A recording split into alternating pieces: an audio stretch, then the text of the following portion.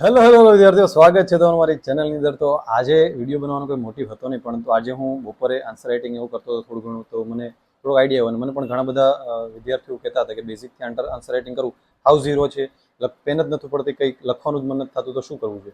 હું પણ કોઈ એક્સપર્ટ એવો આન્સર રાઇટિંગ એક્સપર્ટ નથી કે હું તમને એ સજેસ્ટ કરું, પણ મને જે જાણવા મળ્યું છે, જે હું કરું છું, હું પણ બેઝિક છું, એટલે મેં પણ ઝીરોથી સ્ટાર્ટ કર્યું. તો મને કઈ રીતના હવે આન્સર લખવાનું ધીરે ધીરે શરૂઆત થઈ છે, તો એ તમારી સમક્ષ હું લાવી રહ્યો છું. બરાબર, એ મેથડ તમને ચોક્કસ હેલ્પ કરશે કે ભાઈ શરૂઆત છે, કંઈ ખબર નથી પડતી ક્યાંથી શરૂ કરવું, લખવા બેહે કે કંટાળવા શું કરવું. એના માટે બેસ્ટ મેથડ મને આજે લાગી. હું જીસીઆરટીમાંથી તમને કહીશ. જીસીઆરટી કરતો હતો આજે, તો સાંસ્કૃતિક વારસો, તો મને એમ લાગ્યું કે નહીં, આ સ્ટુડન્ટને થોડુંક શેર કરવા જેવું છે, કેમ કે ક્યારેક એવી વસ્તુ મને લાગે તો એ રીતના મને પણ જે ખબર પડતી હશે એવી તમારી સમક્ષ હું લાવતો રહીશ. તો ચલો વધુ સમય ન બગાડતા અત્યારે આપણે સ્ટાર્ટ કરીએ.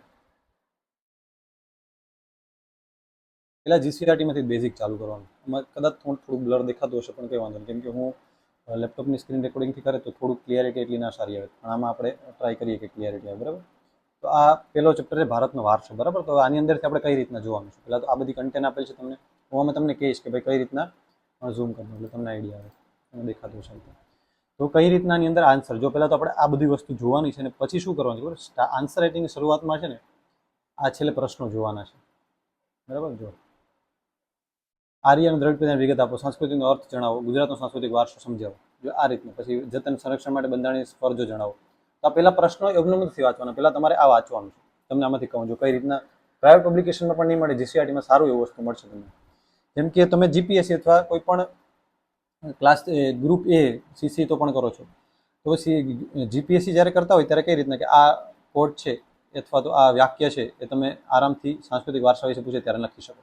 બરાબર ને, આ રીતના આખું લખી શકો આની અંદરથી. આની અંદર શબ્દો બહુ અગત્યના છે. તો બીજી વસ્તુ હું આમાં ધ્યાન આપતો હતો ત્યારે મને એવું લાગ્યું કે જેમ કે પૂછ્યું હોય કે ભાઈ ભારતનો સાંસ્કૃતિક વારસો વૈવિધ્યસભર વારસો છે એવું પૂછે, તમારે શું લખવાનું.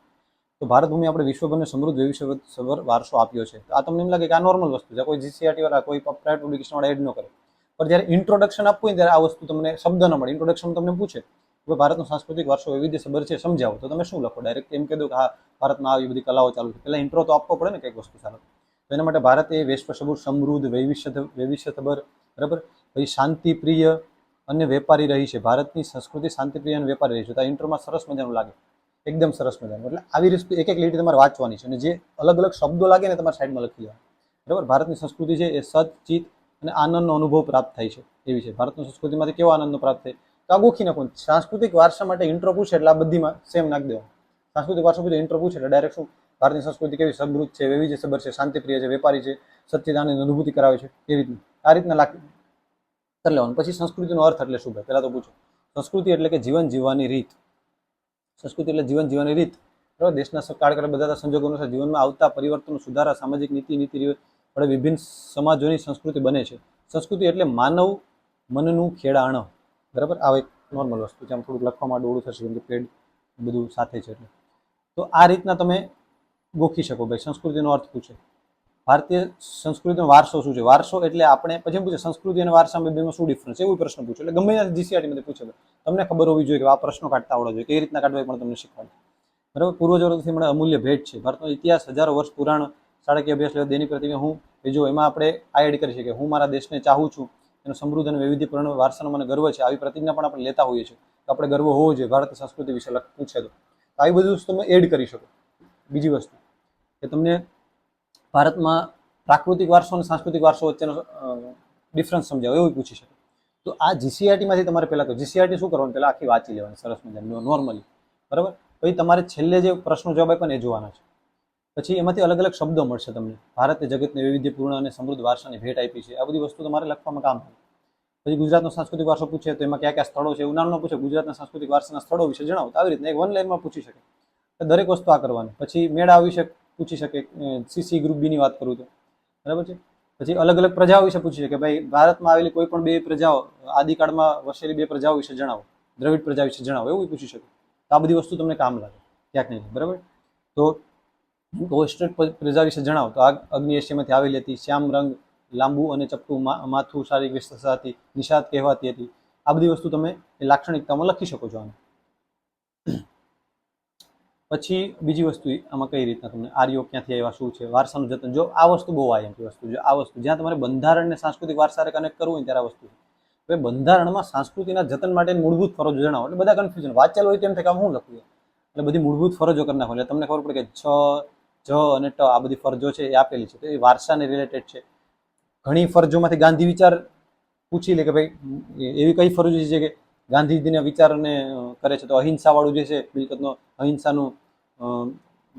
અહિંસાનો ત્યાગ કરો તો આ પણ ગાંધીજીને રિલેટેડ છે. તો આવી રીતના તમને પૂછી શકે કે નહીં, આ બધી વસ્તુ તમારે જીસીઆરટીમાંથી મળી. હવે આમાંથી ડાયરેક્ટ જોવાનું આર્યો અને દ્રવિડ પ્રજાની વિશેષતા જણાવો, આવો પ્રશ્ન બેઠો પૂછી લે.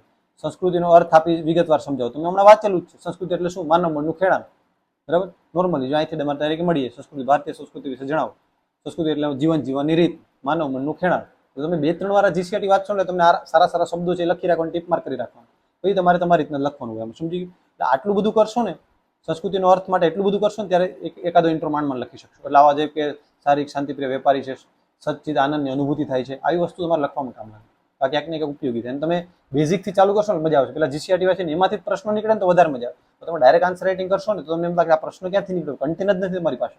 એટલે એક વસ્તુ ખાસ યાદ રાખવાની, શું હવે આમાં તમને આની અંદરથી પૂછે ને તમને મજા આવે એટલે તમારું પેન ઉપડશે. 2-3 વાર એવું થશે, મને પણ એવું થયું કે ભાઈ આ ભારતીય સંસ્કૃતિ સમજાવ તો ભૂલાઈ ગયું, કઈ વાંધો નહીં, પાછો એકવાર જોઈ લો કે ભાઈ કઈ કઈ વસ્તુ હતું, પણ જેટલું આવડે એટલું લખી નાખવાનું, પછી ચેક કરવાનું કે આમાં કઈ કઈ વસ્તુ ઘટી. ગુજરાતનો સાંસ્કૃતિક વારસો જો ભારતીય વારસાના જતન અને સંરક્ષણ આપણે બંધારણીય ફરજો જણાવો.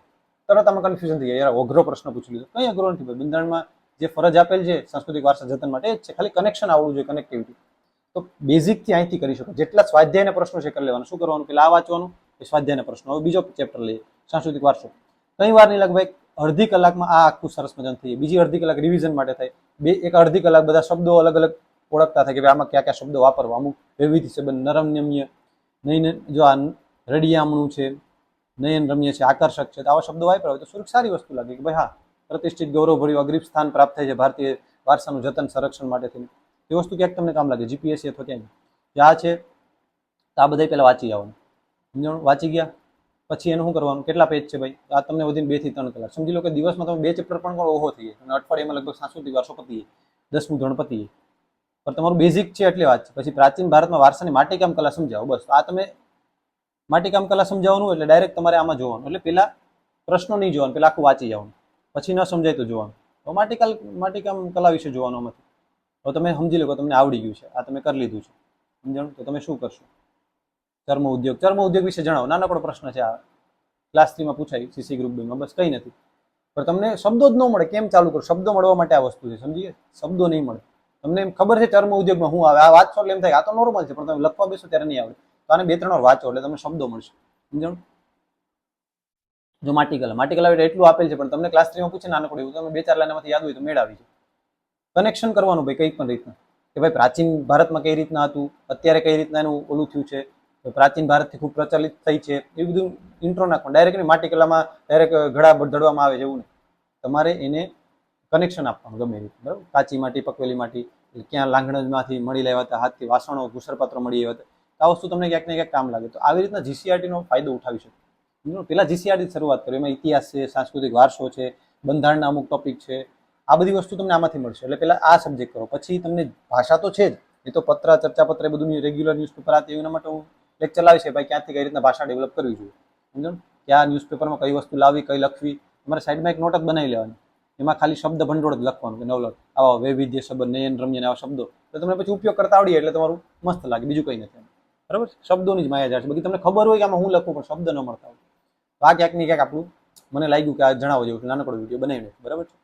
બાકી આપણે હમણાં થોડાક દિવસમાં એસટીઆઈ જે જીપીએસસી ક્લાસ 1-2 એસટીઆઈ, બરાબર, પ્રિલિમની તૈયારી કરે છે 1-2, તો આની હમણાં ફૂલ ડે ટુ ડે મસ્ત મોક ટેસ્ટ આવવાની છે ભાઈ. મોક ટેસ્ટ સરસ મજાની આવવાની છે, એક નંબર.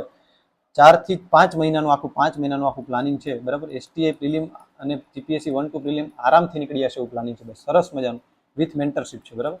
આપણે એપ્લિકેશન જોઈન કરી લેજો, એની અંદર બધું ડિટેલ મળી જશે. બાકી કંઈ પણ હોવા મેન્સ રિલેટેડ મને થોડાક ફેક્ટ મળશે, કઈ રીતના તૈયારી કરવી, જો આ છે નગર રચના, પ્રાચીન ભારતનું નગર આયોજન સમજાવો, બસ આ રીતના છે. એટલે આમાંથી પહેલાં શરૂઆત કરો તો મજા આવશે.